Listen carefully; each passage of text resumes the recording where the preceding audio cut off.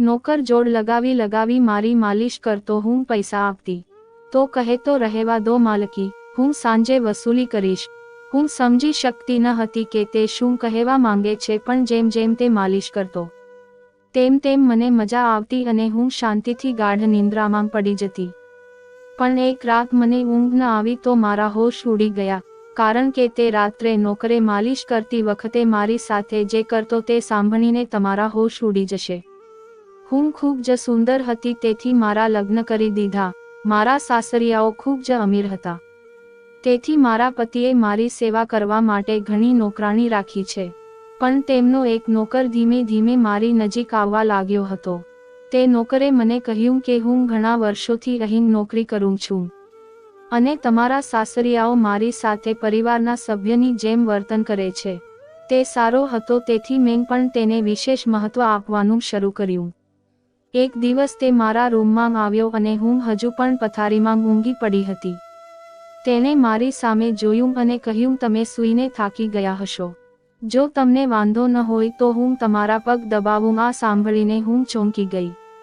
હું સુંદર અને યુવાન હતી, પણ મારા પતિ સિવાય મને ક્યારેય કોઈ પુરુષે સ્પર્શ કર્યો ન હતો. ન તો ક્યારેય કોઈ નોકર દ્વારા મારા પગ દબાવવામાં આવ્યા હતા. તેથી જ મેં તરત જ ના પાડી અને કહ્યું, ના, મને પસંદ નથી કે કોઈ અજાણ મને સ્પર્શ કરે. આ સાંભળીને તે શાંત થઈ ગયો અને મારા રૂમમાંથી બહાર નીકળી ગયો. પછી મને સમજાયું કે મેં તેને ખૂબ જ કડક જવાબ આપ્યો હતો.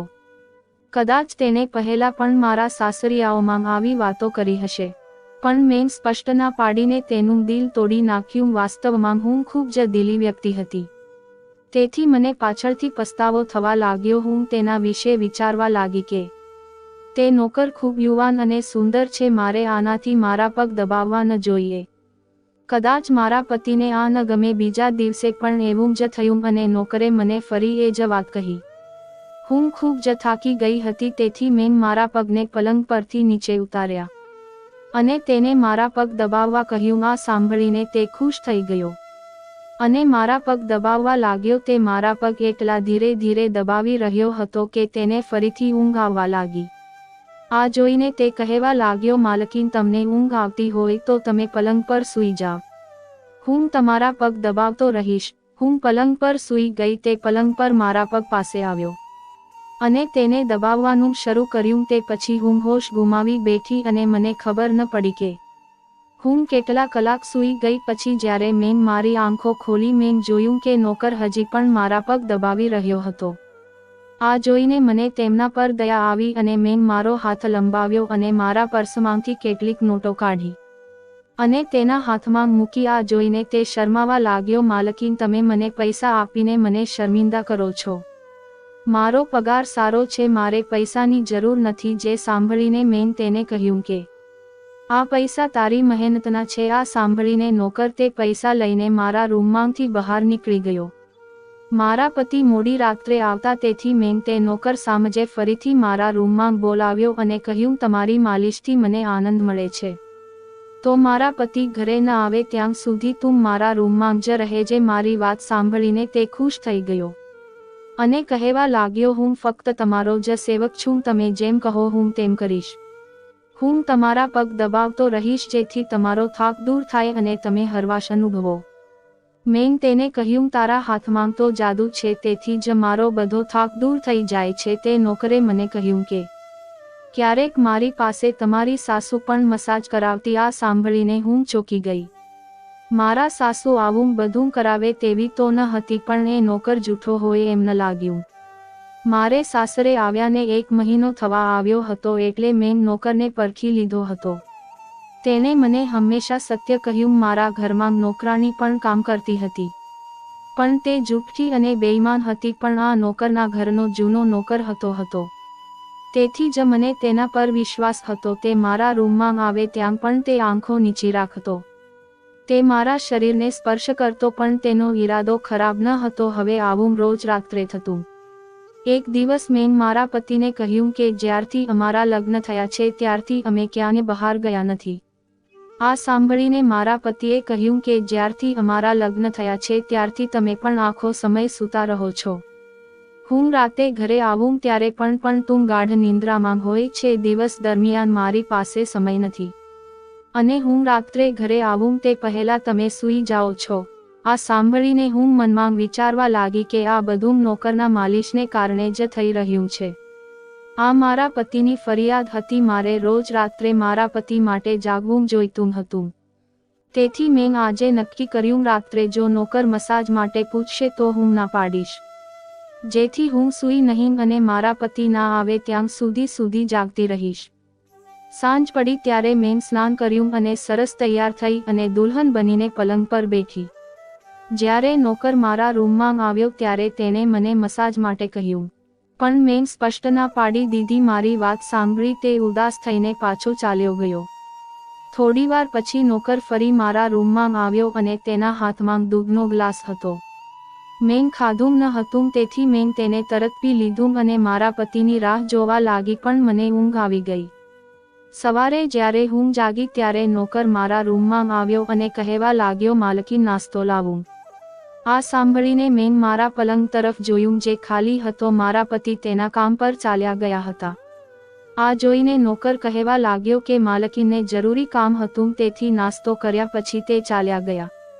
એ સાંભળીને મારો મૂડ બગડી ગયો. હું આખી રાત તેની રાહ જોતી રહી પણ સવાર પડતાં તે ચાલ્યા ગયા. મેં નોકરને કહ્યું મારા માટે ચા લાવો અને તે રૂમની બહાર નીકળી ગયો. પછી મેં મારા શરીર તરફ જોયું ત્યારે મને આઘાત લાગ્યો હતો. રાત્રે તો મેં દુલ્હનના કપડાં પહેર્યા હતા પણ હવે મારા શરીર પર બીજા કપડાં હતા.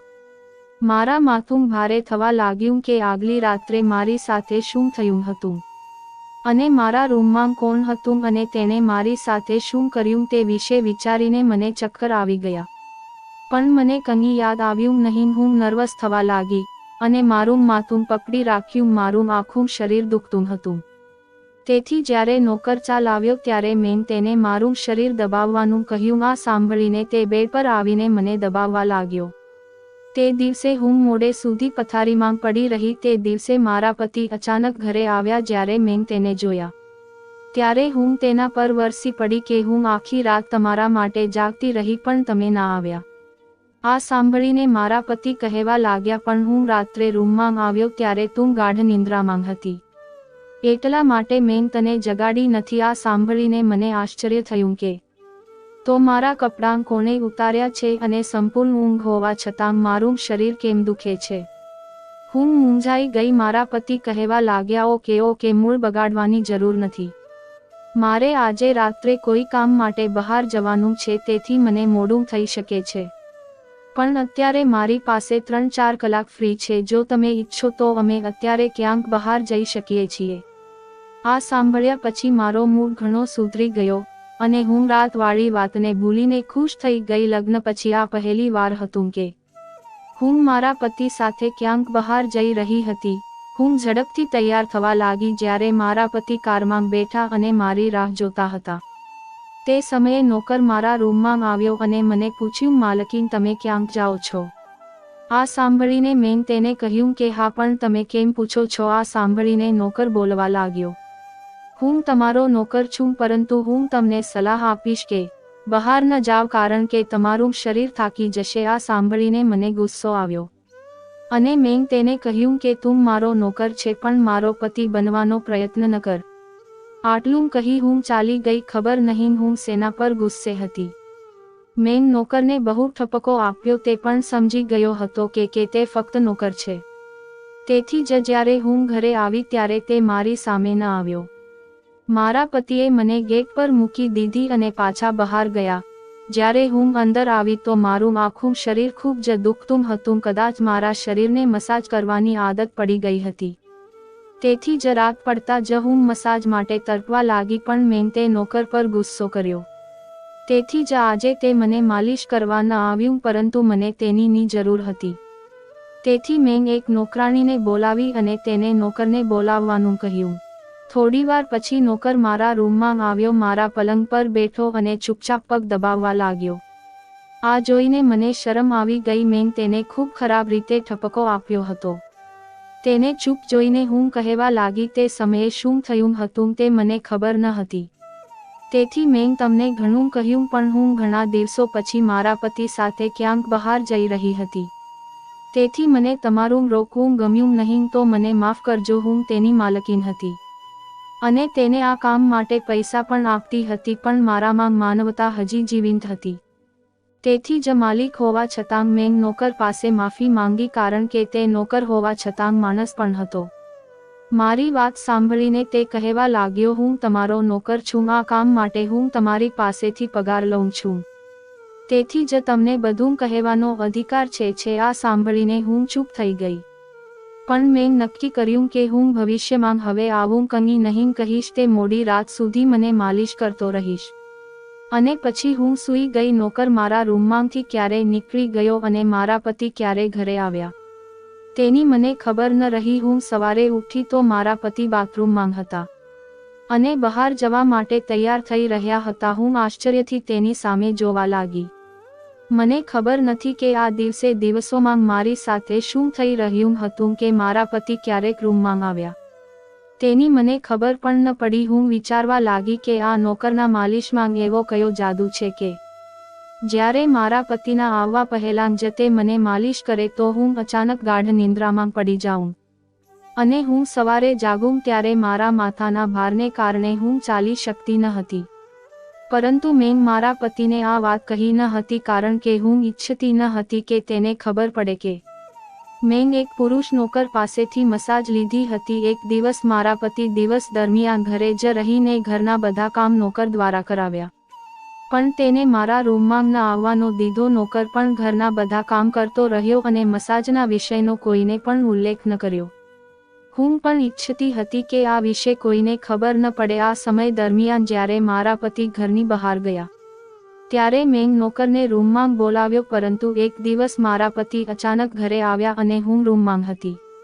મને તેનો અવાજ આવ્યો. હું વિચારતી હતી કે પતિ આવે તે પહેલા નોકરને જવા દો, પરંતુ આ નોકર ખૂબ જ સમજદાર હતો. મારા પતિના આગમન પહેલાં તે બીજા કામમાં વ્યસ્ત થઈ ગયો અને મારા પતિને કંઈ ખબર ન પડી. હું મસાજ ઘરની નોકરાણી પાસે પણ કરાવી શકી હોત, પણ એ નોકરના હાથમાં એવો શું જાદુ હતો કે હું તેને રોજ મારા રૂમમાં બોલાવતી. પણ એક વાત હજી હતી કે હું સવારે જાગું ત્યારે મારું માથું ભારે લાગતું અને હું થાક પણ અનુભવતી. એક રાત્રે મેં નોકર પાસેથી માલિશ કરાવી અને સારી રીતે સૂઈ ગઈ. સવારે જ્યારે મારી આંખ ખુલી ત્યારે મારા કપડાં ફરી બદલાઈ ગયા હતા.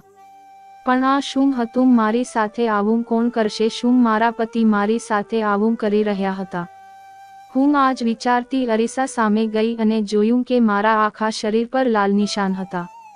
પણ આ કેવા પ્રકારના નિશાન હતા? હું મારા શરીરને ઘસવા લાગી. હું તે નિશાન ભૂંસી નાખવા માંગતી હતી, પરંતુ તે ન થયું. બીજા દિવસે મેં મારા શરીર પર જોયું કે તે નિશાન અદૃશ્ય થવાને બદલે ફેલાઈ ગયા હતા. હું ડરી ગઈ. ત્યારે તે નોકર મારા રૂમમાં આવ્યો અને મને માલિશ કરવા કહ્યું. હું તે નિશાન છુપાવવા માંગતી હતી, તેથી મેં તેને કહ્યું કે આજે મારા પગ દબાવો, પણ તેને કશું પૂછ્યું નહીં. પણ હું અંદરથી ડરી ગઈ હતી. જો મારા પતિ આ નિશાન જોશે તો હું તેને શું જવાબ આપીશ? આ વિચારીને હું થાકી ગઈ હતી. તેથી મેં મારા પગ ઓશિકા પર ફૂંક્યા. નોકરે મને માલિશ કરવાનું શરૂ કર્યું. મારી આંખો બંધ થવા લાગી. પછી નોકરે મને એવી વાત કહી જે સાંભળીને હું ચોંકી ગઈ. તેને મને કહ્યું, માલકીન, હું તમને ખૂબ પસંદ કરું છું. મારી આંખોમાં ઊંઘ હતી, તેથી હું સમજી શકી નહીં અને પછી હું ગાઢ નિંદ્રામાં સરી પડી. સવારે જ્યારે મેં આંખ ખોલી તો મારા પતિ પણ પથારીમાં સૂતા હતા. મારું માથું ભારે થઈ રહ્યું હતું, પરંતુ આમ હોવા છતાં હું મારા પતિની નજીક ગઈ અને નરમાશથી તેને નિશાન વિશે કહ્યું. મને લાગ્યું કે આ નિશાન વધે છે, તો ચાલો હું આ વાત મારા પતિને કહું. આ સાંભળીને મારા પતિએ મારા શરીર પરથી કપડાં કાઢી નાખ્યા અને તે મારાથી દૂર થઈ ગયા અને કહેવા લાગ્યા, તે મને દગો આપ્યો છે. તું મારી સાથે બેવફા રહી છો, તેના માટે તને સજા પણ મળે છે. આ કોઈ રોગ નથી, પણ તારું પાપ છે. મારામાં શું ખૂટતું હતું જેના માટે તે કોઈ બીજા સાથે સંબંધ કર્યો? હું કામમાં વ્યસ્ત હતો, મળ્યો ન હતો જે તે આવું કર્યું. આ સાંભળીને હું સતબદ્ધ થઈ ગઈ. મેં તેને કહ્યું કે તમે કેવા પ્રકારની વાતો કરો છો? હું નિર્દોષ છું. પણ મારા પતિએ કહ્યું, તું ગુનેગાર છો, તેથી મારા ઘરની બહાર નીકળી જા, હું તને છૂટાછેડાના કાગળો મોકલીશ. તેણે મને ધક્કો મારી બહાર કાઢી મૂકી. હું રડતી રડતી મારા માતા પિતાના ઘરે આવી અને તેમને મારી નિર્દોષતાની ખાતરી આપી. તે મારા હતા, તેથી તેણે મારા પર વિશ્વાસ કર્યો. તેણે કહ્યું કે તે મારા પતિ સાથે વાત કરશે, પરંતુ તે જતાં પહેલાં છૂટાછેડાના કાગળો આવ્યા અને મારી સુંદર હસતી દુનિયા બરબાદ થઈ ગઈ. આ માટે કોણ જવાબદાર હતું? હું દિવસો સુધી રડતી રહી અને મેં પથારી પકડી લીધી. મને એવું લાગવા માંડ્યું કે હું મરી જઈશ. પણ એક દિવસ મારી માતા મારા રૂમમાં આવી અને કહ્યું, તને કોઈ મળવા આવ્યું છે. કદાચ મારા પતિ આવ્યા હશે એમ વિચારીને હું ભાગી ગઈ કે તેને મારી નિર્દોષતાનો અહેસાસ થયો હશે. પરંતુ મારા પતિ ત્યાં ન હતા, પરંતુ તેમના ઘરમાં કામ કરનાર એ જ નોકર ત્યાં હતો. મેં તેને આવવાનું કારણ પૂછ્યું તો તે કહેવા લાગ્યો, હું તમારા તે નિશાન વિશે જાણું છું. હું આ સાંભળીને ચોંકી ગઈ અને આ નિશાન શા માટે હતા? આ સાંભળીને હું ઊભી થઈ અને એક જ ઝાટકે તેના શર્ટના બટન ખોલી નાખ્યા. મને હવે સમજાયું કે મારા પતિએ મારા પર આવી ગંદી વ્યક્તિ હોવાનો આરોપ શા માટે મૂક્યો હતો. આ જોઈને હું નોકરને છાતી પર મારવા લાગી કે આ મારા શરીર પર કેવી રીતે આવ્યું. સાચું કે તમે મસાજના નામે મારી સાથે શું કર્યું? નોકરે મારા બંને હાથ પકડી લીધા અને કહેવા લાગ્યો, મારું નામ વિક્રમ છે અને હું તારી સાથે યુનિવર્સિટીમાં ભણતો હતો, પણ હું તારા પ્રેમમાં પડી ગયો. હું પણ ડોક્ટર બનવા માંગતો હતો અને મેં વિચાર્યું કે અમે બંને ડોક્ટર બનીશું ત્યારે તમારા પિતા પાસે હું તારો હાથ માંગીશ. પણ એક દિવસ મને તારી મિત્ર પાસેથી ખબર પડી કે તારી માતા તમારા લગ્ન કરાવવા માંગે છે. એટલા માટે મેં ડરીને તમારા ઘરે સંબંધ મોકલ્યો, પણ તારા પિતાએ ના પાડી અને કહ્યું કે તેની દીકરી ડોક્ટર બનશે ત્યારે જ તેના લગ્ન કરશે. તેથી મેં રાહત અનુભવી અને ભણવાનું શરૂ કર્યું. પણ મારે એક અઠવાડિયા માટે કઝિનના લગ્ન માટે શહેરની બહાર જવાનું હતું. તેથી હું ચાલ્યો ગયો, પણ જ્યારે હું પાછો આવ્યો ત્યારે મારો પ્રેમ બીજાની દુલ્હન બની ગયો હતી અને તારા પ્રેમના કારણે હું તારા જ ઘરનો નોકર બની ગયો, જેથી હું તમારી નજીક રહી શકું. હું તારી નજીક જવા માંગતો હતો, તેથી હું મસાજના બહાના તારા ઘરમાં આવતો. હું રાત્રે તારા દૂધમાં ઊંઘની ગોળીઓ ફેરવતો જેથી તું સૂતી રહે અને તારા પતિ તારી નજીક ન આવી શકે, કારણ કે તું મારી છે. આ સાંભળીને હું સતબદ્ધ થઈ ગઈ. શું તમે ક્યારેય મારી સાથે કંઈક ખોટું કર્યું છે? આ સાંભળીને તેને મારો હાથ તેના માથા પર રાખ્યો અને કહ્યું, હું તને પ્રેમ કરતો હતો, તેથી તારી પરવાનગી વિના તારી સાથે કંઈ કરવા માંગતો ન હતો. આ સાંભળીને મેં નિશાન તરફ ઇશારો કર્યો જે અમારા બંનેના શરીર પર હતા. આ સાંભળીને તે હસ્યો અને કહ્યું કે હું એક ડોક્ટર છું અને તે માત્ર એક ઇન્ફેક્શન છે. મેં આ એટલા માટે કર્યું કે તમારા પતિને અમારા બંને પર શંકા જાય. આટલું કહીને તેણે મારી પાસે માફી માંગી અને મેં તેને આખું વર્ષ સજા આપી અને પછી તેની સાથે લગ્ન કરી લીધા. તો મિત્રો, જો તમને આ વાર્તા ગમે તો વિડીયો લાઈક કરો અને અમારી ચેનલને સબસ્ક્રાઇબ